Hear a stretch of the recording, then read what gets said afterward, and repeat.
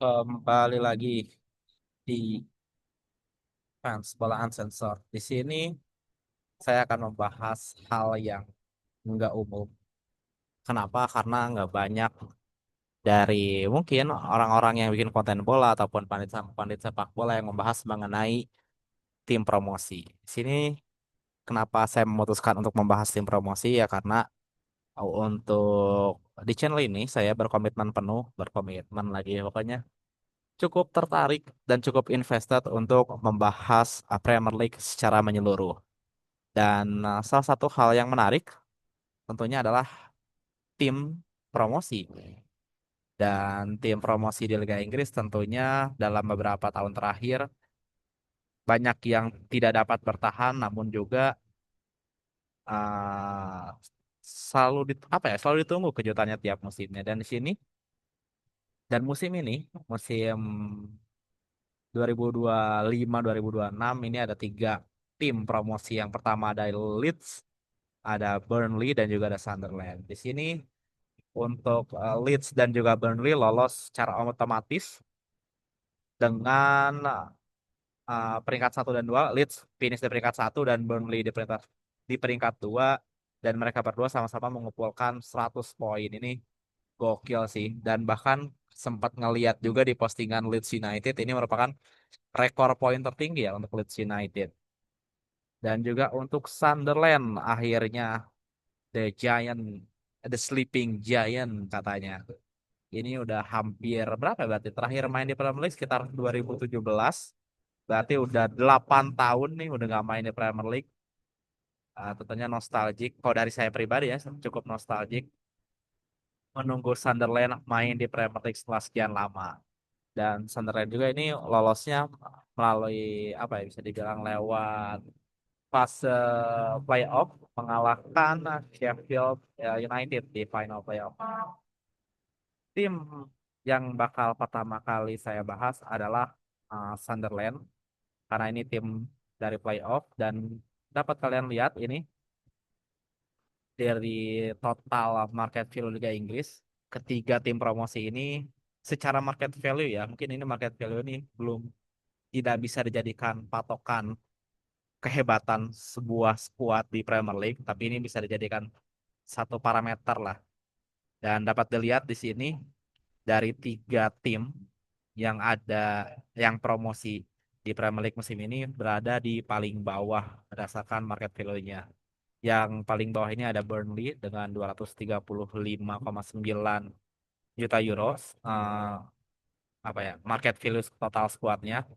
Lalu peringkat 19 ada Sunderland dengan 249,98 juta euro. Dan di peringkat 18 ada Leeds United dengan total market value timnya ada 272,1 juta euro. Nah, di sini hal yang bakal pertama kali saya bahas adalah aktivitas transfer dari Sunderland. Karena di sini kita bahas Sunderland dulu ya. Sebenarnya kalau dilihat Sunderland nih skuadnya nggak oke-oke amat waktu untuk level Premier League ya, sekali lagi tidak terlalu kuat untuk dapat bersaing, sehingga cukup banyak mendatangkan pemain. Kalau melihat dari data di transfer market ini ada sekitar 17 tambah 6, 23 pergerakan transfer dari 17 pemain yang datang dan juga 6 pemain yang cabut. Di sini jika kita lihat pemain-pemain yang datang dari Sunderland musim panas ini ada Habib Diarra dari Strasbourg, ada Simon Adingra dari Brighton, Enzo Levy yang dipermanenkan dari AS Roma. Sebelumnya Enzo Levy ini main juga musim lalu membantu Roma, membantu Sunderland promosi. Ada James Dean Talby, Noah Sadiki, ada Granit Xhaka yang dari Leverkusen, Robin Roos dari Nick Nijmegen dari klubnya ini ya Calvin Verdong. Lalu juga ada Reinildo Mandava dari Atletico, ada Arthur Masuaku yang baru saja join dari Besiktas, dan Mark Yu yang emang dipinjam dari Chelsea sama setahun penuh. Dan emang nggak terlalu banyak pemain yang pindah, namun pemain-pemain yang pindah ini cukup potensial. Menurut saya ada Job Bellingham, adiknya Jude Bellingham ke Borussia Dortmund, lalu juga ada Tom Watson ke Brighton and Hove Albion, dan juga Nathan Bishop ke Wimbledon. Itu total transfer yang dikeluarkan oleh Sunderland musim ini cukup besar 141,4 juta euro. Oh ya di sini sedikit apa ya bisa dibilang sedikit catatan buat teman-teman di sini saya menggunakan mata uangnya euro, tidak pakai pounds jadi untuk angka ya menyesuaikan lah ya. Tapi saya cenderung lebih senang memakan euro. Untuk income-nya sendiri penjualan terbesar tentunya berhasil menjual Job Bellingham ke Borussia Dortmund dengan 30,5 juta euro dan total pendapatan dari Sunderland musim ini ada 42,5 juta euro.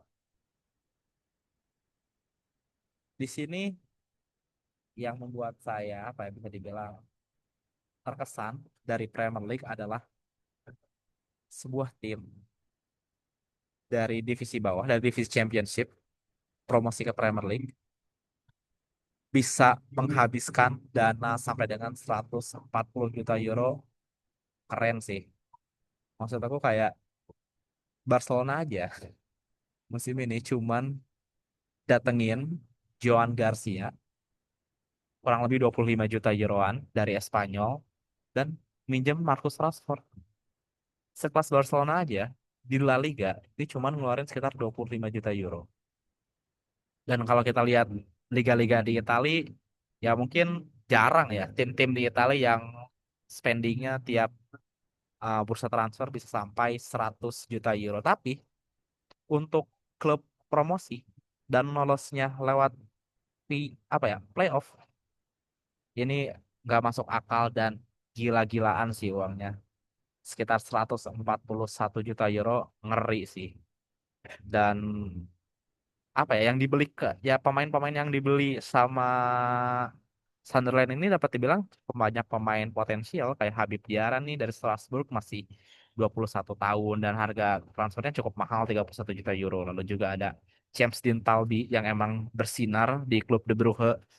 Lalu juga ada Noah Sadiki dari Union Sanggellain kalau nggak salah itu dari pokoknya Union SG dari Liga Belgia. Tapi mereka juga tidak lupa untuk mendatangkan pemain-pemain yang memang berkualitas dan apa ya punya pengalaman di Premier League seperti Granit Xhaka lalu juga ada Arthur Masuaku yang sebelumnya pernah main untuk West Ham United dan juga mendatangkan pemain yang berpengalaman meskipun belum bermain di Premier League itu ada Reinildo dari Atletico Madrid. Maksudnya dari Sunderland aja ini udah bisa mengeluarkan hampir 140 sekali. Ini keren sih. Ada ada sedikit terlewat harusnya kita bahas pelatihnya dulu ya. Di sini untuk Sunderland pelatihnya mungkin nggak banyak yang tahu. Namanya Regis Lebri. Ini pelatih yang memang banyak menghabiskan waktu di Prancis di Lorient dan baru ditunjuk sebagai pelatih Sunderland nih musim lalu. Di sini kita cek dulu ya tahun berapa dia. Oh ya 2004, 2024 tahun lalu dan langsung berhasil mengantarkan Sunderland apa ya promosi meskipun melalui jalur playoff. Dan kalau nggak salah ini Sunderland bukan finish di peringkat 3 kalau nggak salah peringkat 4 atau 5 dan menurut aku itu big deal banget sih bisa sampai lolos ke Premier League lewat jalur playoff. Kembali lagi di sini selanjutnya setelah tadi pelatih tentunya ini Regis Lebri belum banyak yang tahu pengalaman di Premier League ini mungkin pengalaman perdana dan ya akan cukup sulit dan cukup berat mungkin untuk Regis Lebri bagaimana menerka-nerka bagaimana atmosfer dari Premier League dan bagaimana tim-tim yang kita anggap lemah tapi bisa jadi cukup mematikan kayak dipandang sebelah mata namun bisa jadi cukup mematikan ya balik-balik lagi ke situ tapi menurut saya ini akan jadi musim yang cukup berat buat Regis Ledri tidak semudah seperti tahun pertama mengantarkan Sunderland ke Premier League tapi dengan bisa bertahan di Premier League menurut aku ini adalah satu catatan yang cukup baik dan mungkin jadi target Sunderland kayaknya untuk bertahan di Premier League musim depan atau musim ini ya. Lalu kita akan bahas ke sekuatnya. Di sini Sunderland skuadnya terlalu gemuk menurut saya. Ini total dari data transfer market aja ada 39 skuadnya.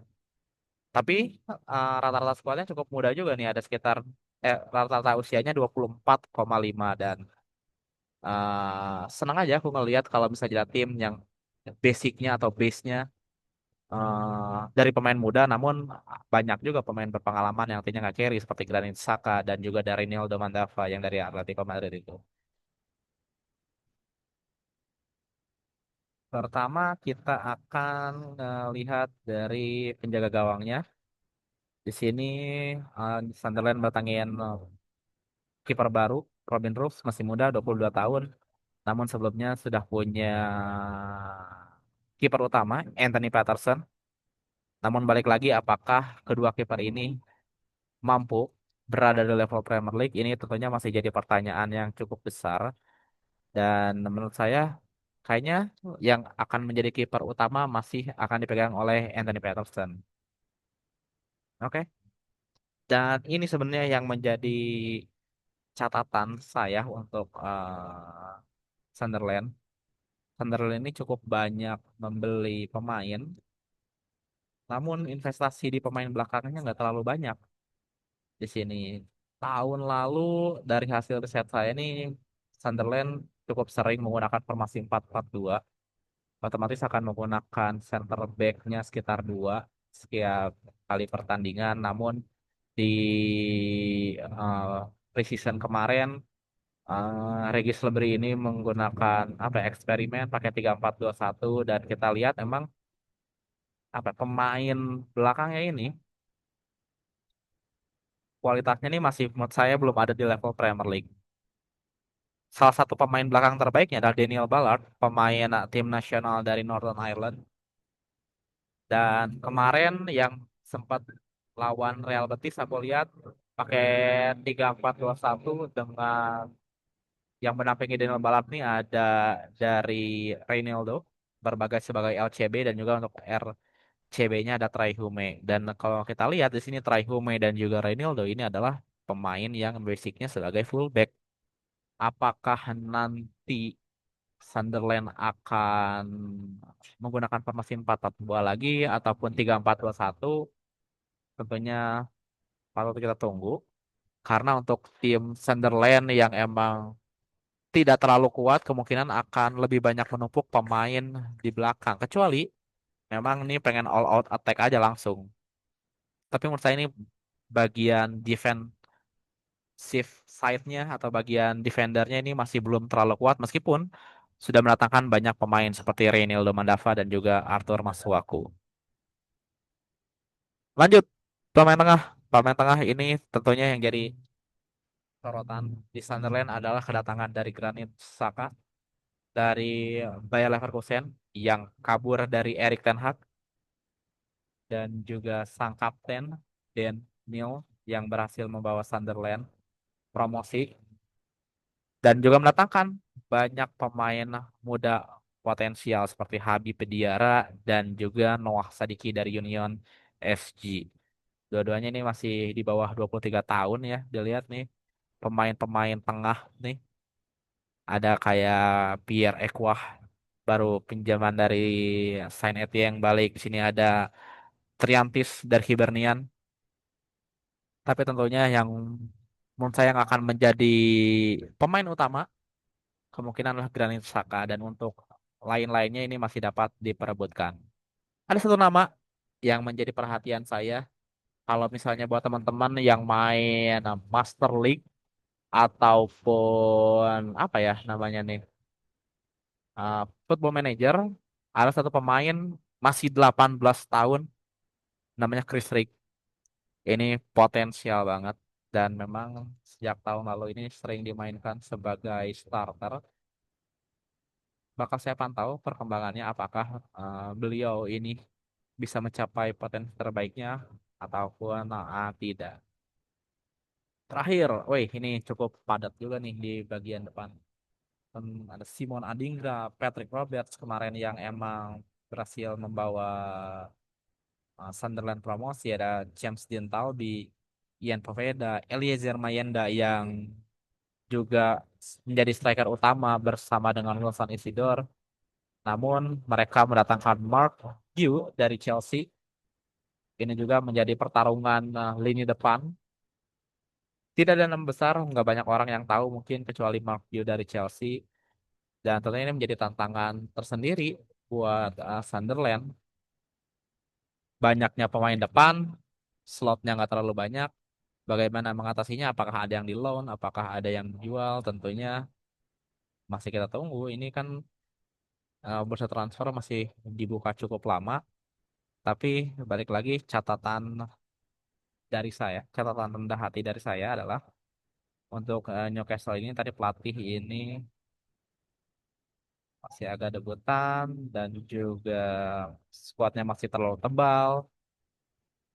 Jadi ya kalau bisa untuk dari dirteknya Sunderland mungkin skuadnya bisa lebih dirampingkan lagi ya karena kompetisi yang akan diikuti Sunderland praktis hanya ada tiga doang di sini ada Premier League, FA Cup dan juga Carling Cup-nya apa ya sekarang namanya Carabao Cup. Jadi emang skuad ini terlalu gemuk, jumlahnya 39, perlu banyak yang mungkin dilepas, dijual ataupun dipinjamkan. Masih kita tunggu. Bursa transfer masih panjang dan juga kalau kita lihat dari 5 laga awal dari Sunderland ini nggak terlalu berat ya, belum menghadapi tim Big Six. Di partai pertama nih lawan West Ham, kedua lawan Burnley yang sama-sama tim promosi, lalu ketiga ada Brentford, empat Crystal Palace, dan kelima ada Villa. Jadi menurut saya ini Sunderland untuk 5 laga awal nih masih cukup bisa bernafas, tidak langsung menghadapi tim-tim besar Premier League dalam tanda kutip ya, maksudnya yang emang bertarung untuk eh, di papan atas. Jadi seenggaknya masih bisa untuk memberikan perlawanan yang cukup berarti dan kalau bisa merebut poin sebanyak-banyaknya. Oke, dari Sunderland segitu aja. Lalu tim kedua ini ada yang akan saya bahas setelah Burnley karena Burnley ini finish di posisi kedua. Sebenarnya untuk Burnley sendiri pelatihnya ini adalah pelatih yang kalau kata Premier League nih spesialis mempromosikan klub-klub dari Championship. Dari yang dapat kalian lihat di sini, Scott Parker, sang pelatih sudah berhasil membawa 3 klub promosi ke Premier League. Yang pertama itu dari Fulham, kita lihat tahun berapa ya, lupa. Ada Fulham tahun 1920, lalu ada Bournemouth 21-22 dan juga Burnley tahun lalu. Tapi meskipun berhasil membawa tim Championship untuk kembali ke Premier League, Scott Parker nih ya nggak terlalu oke juga waktu di Premier League-nya. Waktu lawan Bournemouth dipecat, wah, ya, kayaknya lawan Fulham dipecat juga deh kalau nggak salah. Jadi ya emang secara Premier League nih Scott Parker nih masih belum teruji. Mohon maaf ya, tapi dengan squad Burnley yang ada ini mungkin bisa jadi uh, pembuktian lah meskipun secara statistik, secara hitung-hitungan ini tentunya cukup berat. Dan kalau kita lihat dari pergerakan transfer musim ini, Burnley juga sama kayak Sunderland yang emang sudah menghabiskan lebih dari 100 juta euro. Di sini dengan pemain termahalnya berasal dari Chelsea ada Leslie Ugo Cuku. Di sini transfer fee-nya 28,7 juta euro. Lalu juga mendatangkan Arbano Broja dari Chelsea juga dan Basir Hamsbury dari Chelsea. Dan cukup banyak pemain kalau dilihat di sini ada Luke Shaw, ada Marcus Edward ini dipermanenin ya sebelumnya dipinjam dari Sporting klub di Portugal. Jadon Anthony dari Bournemouth ini juga dipermanenin kalau nggak salah. Ada Hartman Hartman ya baca Hartman mungkin dari Feyenoord, Zian Fleming dari Millwall, Jakub Brun Larsen dari Stuttgart, dan Max Weiss dari Karlsruher SC. Lalu juga ada yang paling menarik di sini mendatangkan dua pemain, Andis Kosvli ini masih nggak ketahuan, ada Kai Walker dan juga Martin Dubravka. Tuan ZB juga lawan. Tapi yang menjadi catatan dari Burnley, Burnley ini dari tahun kemarin Championship ini salah satu tim dengan pertahanan terbaik.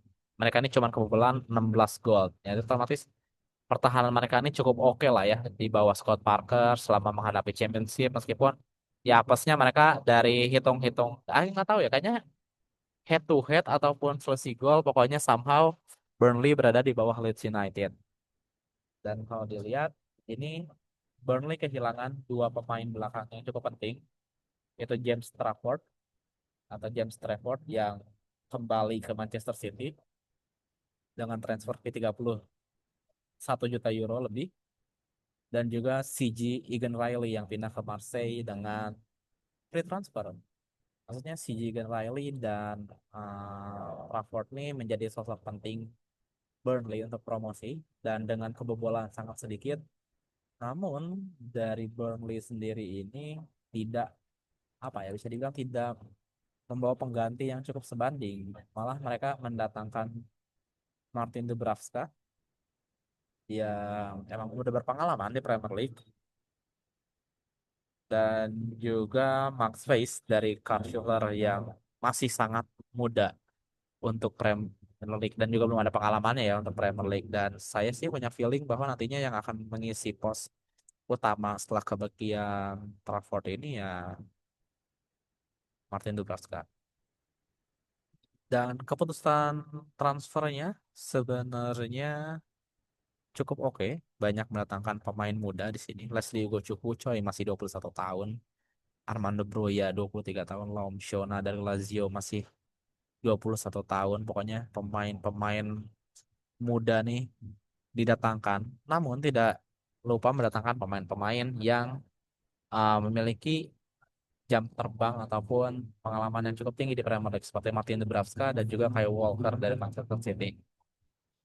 Formulanya kalau saya lihat ya, kebijakan transfer Burnley ini cukup mirip dengan Sunderland, memperkuat hampir di semua lini. Mereka mendatangkan cukup banyak pemain dari semua lini. Ini lebih cukup aktif ya. Kalau Burnley kalau dilihat dibanding Sunderland, ini sudah mendatangkan 21 pemain dan melepas 13 pemain. Oke, dari penjaga gawang tadi udah sedikit dibahas. Kemungkinan besar menurut saya adalah Martin Dubravka yang akan mengisi pos utama.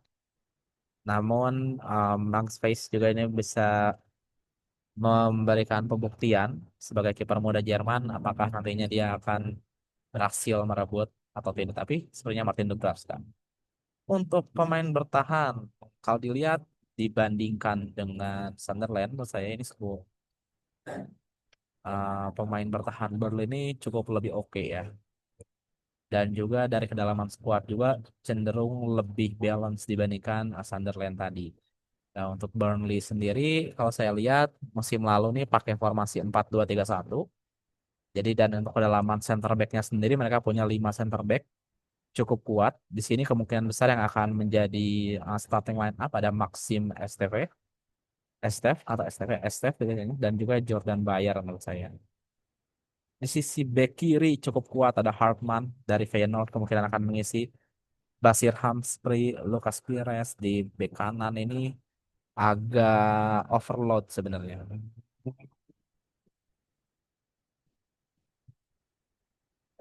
Jadi Burnley punya 3, 4, 5 bek kanan.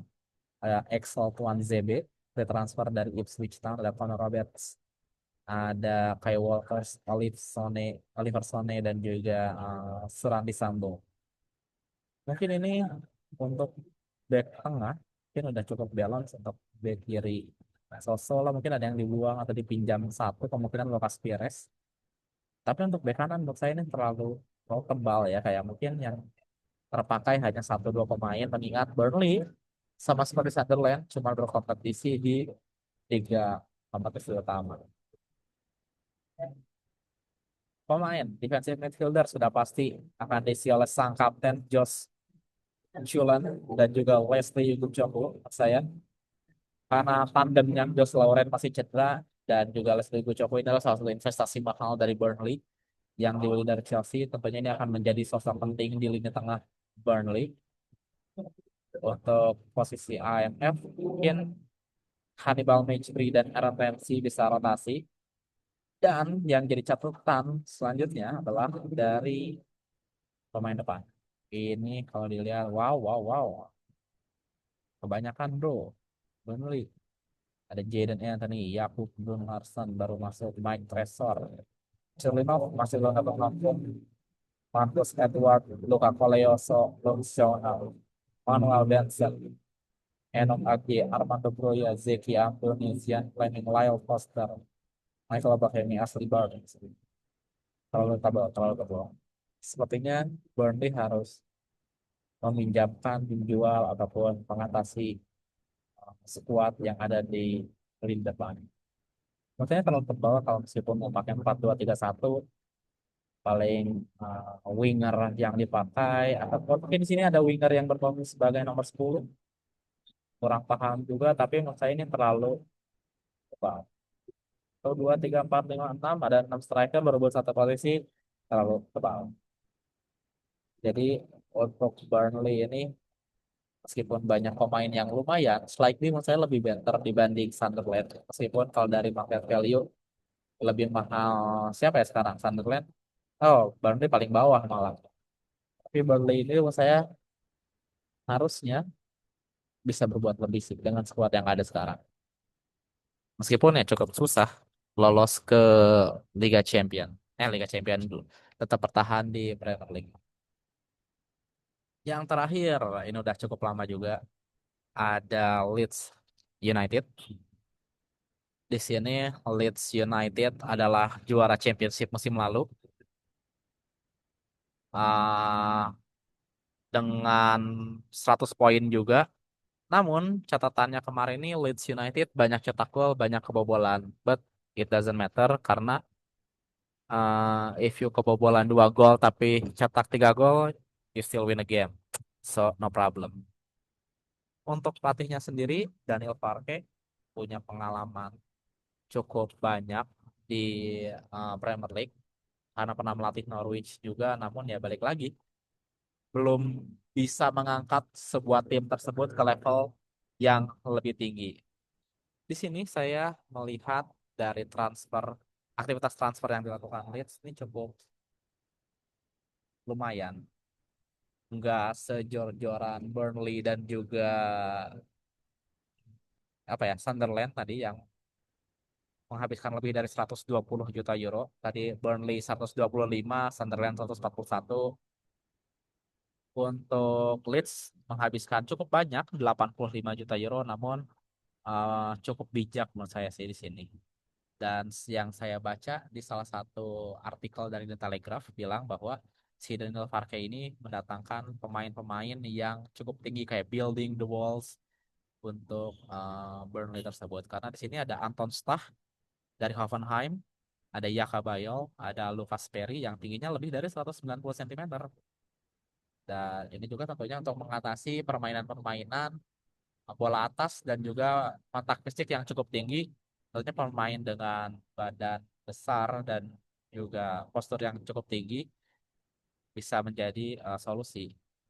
Makanya ini pemain-pemain yang didatangkan oleh Daniel Farke ini pemain yang punya physical appearance yang besar dan juga tinggi. Tadi tiga pemain tersebut sudah saya sebutkan, lalu juga ada Sean Longstaff dari Newcastle, lalu juga ada Gabriel Gudmundsson dari Lille, mendatangkan Sebastian Bornau dari Wolfsburg dan juga Lukas Mecha, tapi Mecha ini gratis. Kalau kita lihat dari pemain yang didatangkan oleh Leeds, kalau kita komparasikan dengan Burnley ataupun Sunderland, Leeds ini cenderung mendatangkan pemain yang emang apa ya, sudah terbukti di kelasnya lah. Usia pemainnya pun bukan usia-usia pemain muda ataupun wonderkid, Namun ya cukup untuk bisa berada di klub sampai 4-5 tahun ke depan. Harganya pun tidak terlalu mahal, paling mahal pun hanya Anton Stach 20 juta euro. Namun, Leeds juga banyak melepas pemainnya. Tapi kebanyakan sih secara loan ya. Yang beneran dilepasnya ada Rasmus Christensen ke Frankfurt, Firpo ke Betis, dan juga Joshua Willa Fogui. Ini masih without club ya, masih belum mendapatkan klub baru. Tapi kalau saya lihat di antara kedua tim promosi ini, yang mungkin kemungkinannya bisa bertahan di Premier League sedikit lebih tinggi adalah Leeds United. Kenapa? Karena dari segi tim cukup balance. Total squadnya ini ada 27 orang. Average squadnya tuh usianya 26,9, cukup oke. Dan kalau dilihat ini dari kiper, dari pemain tengah, dari pemain midfieldernya, pemain tengah, lalu juga striker ini tidak overload seperti Sunderland dan juga Burnley. Jadi ya Leeds ini udah fokus, mereka udah punya pakem timnya, memperkuat beberapa lini doang. Dan kemarin saya sempat nonton highlightnya doang sebenarnya ya. Leeds sama AC Milan ya emang Leeds bisa mengimbangi permainan dari AC Milan. Jadi kan ini kayak sengaja levelnya sedikit lebih tinggi lah dibanding dua tim promosi yang lain. Jadi mau saya ini untuk Leeds United ini untuk transfernya bisa dibilang cukup bijak lah, tidak terlalu tergoda dengan pemain muda. Yang penting ya kita memperkuat sisi-sisi yang emang diperlukan gitu. Di sini yang pertama yang akan kita bahas adalah dari sisi penjaga gawang. Agak kasihan sama Ilian Melie di sini, kiper andalan Leeds yang sebelumnya pernah main di Premier League juga dan kemarin sempat kebobolan banyak di Championship, tapi Leeds memilih untuk mengatakan Lucas Perry dari Olympique de Lyon. Kalau kita lihat kemarin di Premier League di preseason ini Lucas Perry yang cukup sering tampil ya, dan dia mengambil nomor punggung dari Melier yang nomor satu. Ini tentunya menjadi tanda tangannya besar apakah Melier akan bertahan atau enggak, tapi feeling saya sih kayaknya akan cabut karena kalau dilihat dari skuad ini Karl Darlow kemungkinan akan menjadi backup dan juga Alex Kean yang jadi akan menjadi kiper ketiga. Di belakang cukup tebal juga, ini cukup cukup tebal ya, bisa dibilang cukup aman lah, punya 5 center back dari Leeds United. Ada Ethan Ampadu, ada Pascal Struijk, ada Yaka Bayol sebagai pemain baru di Udinese, dan juga Jorodon dan Sebastian Bornau. Di sini emang banyak pemain yang sebelumnya main di Premier League kayak Pascal Struijk dan juga Ethan Ampadu, Joe Rodon juga, dan penambahan pemain baru ini tentunya dapat apa ya memperkuat sisi belakang kali ya. Tapi so far udah lihat dari belakang nih, dari fullbacknya ada Gudmundsson, Sam Biram, Jadon Bogle, Isaac Smith. Ya inilah menurut aku skuad dari Leeds United kemungkinan bakal pakai 4 back juga, formasinya sama kayak apa ya, sama kayak Burnley bakal pakai 4-2-3-1 di sini. Iya 4-2-3-1, coba cek lagi 4-2-3-1 benar. Nah di sini yang akan menjadi sosok penting menurut saya adalah pemain barunya adalah Anton Stach. Kemarin dilihat-lihat nih pemain kan posisi naturalnya adalah defensive midfielder, tapi bisa bergerak ke kiri, bisa bergerak ke kanan, lebih versatile aja, tidak terlalu terpaku sebagai pemain yang mengatur metronom di lini tengah.